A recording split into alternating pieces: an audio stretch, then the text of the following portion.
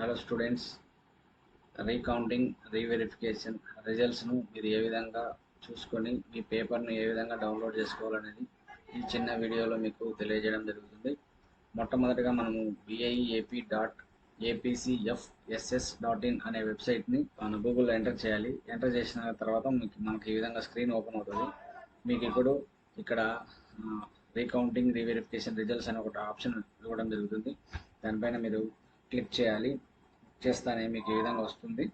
వచ్చిన తర్వాత మీరు మొట్టమొదటిగా విద్యార్థి యొక్క హాల్ టికెట్ నెంబర్ను ఎంటర్ చేయాలి.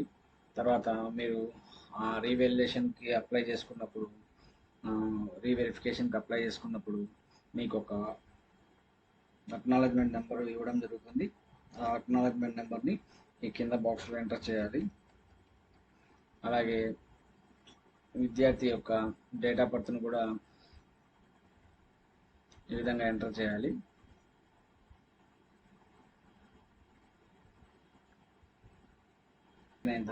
రిజల్ట్స్ అని కొడితే మీకు వచ్చేస్తుంది.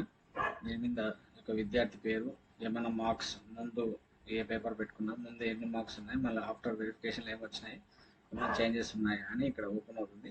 ఇక్కడ PDF డౌన్లోడ్ అని ఉంటుంది.